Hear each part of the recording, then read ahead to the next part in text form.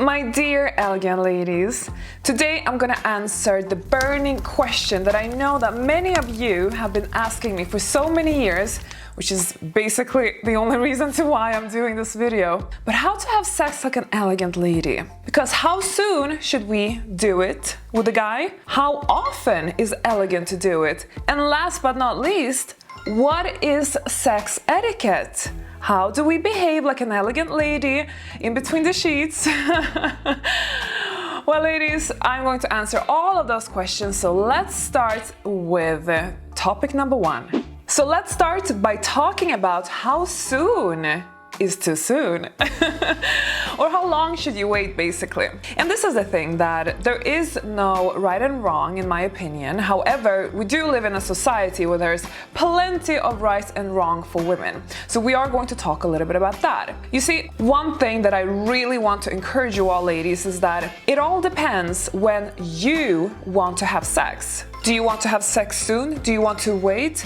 If you want to wait, you have the right to wait. And you have the right to wait as long as you want, until you feel comfortable, until you feel like it. You should never just, be a people's pleaser and just do it just because you feel like there's expectations to do so, right? Some ladies might want to have it quite soon. And what do we do in that case? Especially since in most cultures, this is not really appropriate, because when a woman gives it away too soon, she is kind of frowned upon. And this is the problem, and I wish we could change a lot of things in our patriarchal society, but unfortunately, ladies, this is the way it currently is. In some cultures, like in Sweden or other Scandinavian countries, or even some other parts of the Western society, you will actually have less strict rules for how soon you should be having sex. For this reason, ladies, think about your own culture, how you feel like and when you feel like, and base your own opinion around that. But of course, if you ask me, my personal opinion is that don't just do it too soon, because there are a lot of drawbacks. I do believe that the female species is more vulnerable in terms of doing it too soon, because we can become pregnant, and then who looks after the child? You! Let's say the man, you never see him again, but you are going to be kind of stuck there. So for this reason, you need to be very cautious of who you let in to water your flower. I wouldn't just let any gardener into my garden. I would really be selective of who he is, what he can do for me if, things happen. No, but really, this is our instinct, ladies. We need to be selfish. For men, it's easier, but for us, it's a little bit more complicated. So for this reason, we can't just let any other Joe into our garden, because there might be consequences after that. Oh, and by the way, we need to also quickly touch upon this myth about if a woman gives it up too soon, no man will ever marry her because she will forever be something. And I mean, again, it depends on your culture. You might be in a more conservative culture where indeed the patriarchy society is ruling strong there, and that's the norm, and that's how people will look at women, unfortunately. But, in modern parts of, let's say, Western society, actually I know many women who have gotten married and had no problems establishing a long-term relationship with someone that they met and had sex with, let's say on the first night or on the second date or whatever it is. So I wouldn't say that this is a strict rule. It doesn't mean that, okay, let's say you couldn't hold it back and you did it. It doesn't necessarily mean it's game over, but it's definitely not a strategy I would like to promote. So try and put a lock on that garden until the gardener, he has showed himself worthy enough to come and water your little flower. Now let's talk about how often you should be having your sexy time. How often is elegant? Is it when you do it too much, does it become less elegant? Well, again, we go back to the most important point, is that you only have sexy time when you really want to. this whole thing that, okay, if you're in a relationship or if you're dating somebody, if you're not pleasing him and giving him exactly what he wants, he's gonna leave you or he's gonna stray and go with somebody else, and you basically have no choice.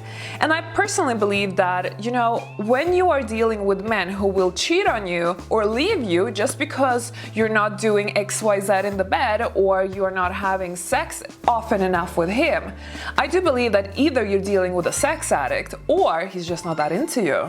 So I don't want you ladies to be a sexual doormat. I really want you to only do it when you really feel like it, when you really cannot hold it back anymore. That's the right way, in my opinion, of having intimate time in your garden. If you are somebody who wants to have your flower watered pretty much every day and all the time, then of course, again, reminder that we do live in a patriarchal society where men kind of frown upon a highly sexual active woman, especially if she has many gardeners coming and watering her flower shop, you know? Sorry ladies, that was a little bit funny. Okay, sorry.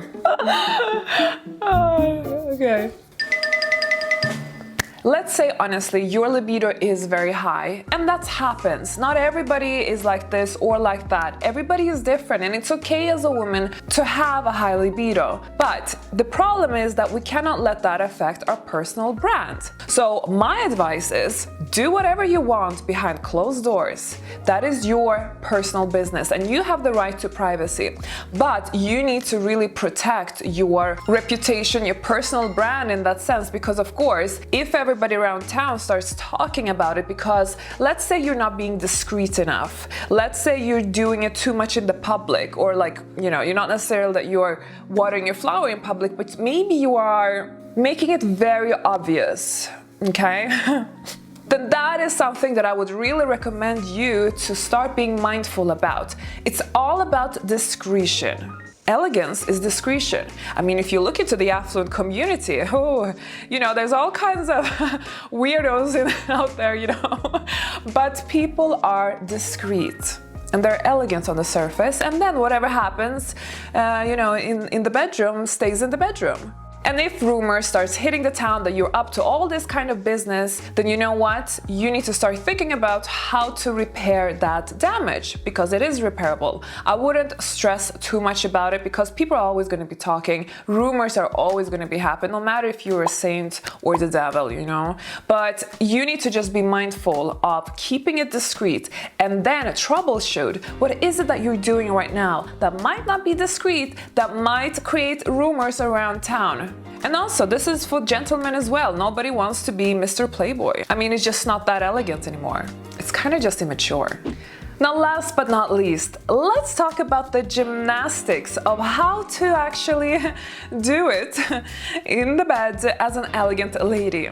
Okay, first things first though, I think the most elegant way of having sex is to really keep your hygiene fresh, because you definitely don't want to be a stinky flower. You want to be a fresh, elegant little flower that you are. And truly, overdo it with your hygiene rather than underdo it. If you are unsure, just do a little bit extra. Like this, you know that it's all good. I mean, I don't recommend you to have like, you know, 3-5 showers a day, no. But try to do something like, for sure, once per day at least. But I don't know, maybe change your underwear more regularly, maybe apply hair perfume, maybe apply a nice body lotion with your perfume as well, have a really good deodorant, all those type of things. But those are the basics, but this is just a little reminder. But if we're going to talk a little bit about the actual technicalities, then I think one thing that you need to really take into account is that there is no such thing as kind of elegance and etiquette once you are in action. Because if you start kind of thinking about, you know, all these, you know, details or do's and don'ts, then you're going to start holding yourself back. And that's really bad, because you know what's going to happen. You're not going to be present. And elegance in bed is all about being as present as you possibly can. It's right there, right now. You need to forget your everyday life, disconnect with the other world, and just be there with your partner. You need to allow yourself to also connect with your own sensuality, with your most passionate self, because only then are you going to really enjoy it, but also your partner. Be yourself, let loose, have fun, don't overthink it. And if you start feeling that, okay, this is not working for me, I'm starting to feel bored, don't ever lay there looking bored, because then you're forever going to be a bad lay. Ladies, then just excuse yourself. The same way you would excuse yourself elegantly somewhere else when it's just not working out. You politely remove yourself from the situation instead of just, you know, stare up the wall or something like that. And last but not least, don't forget safety first. I'm not gonna give you a little speech like they do in school, but you know what I'm talking about. Always stay safe. If you haven't been tested for any sexual transmitted diseases, then make sure you wear a condom. Ladies, what does elegance in the bed mean for you? And do you think that I'm right when I say that you should never, on the expense of yourself, become a sexual doormat? Let me know in the comments below. Now in my next video, 7 things elegant ladies never do in the bedroom. We're not gonna talk sex, but we're surely gonna talk about some other things that you should not be doing in bed. I will see you in that video.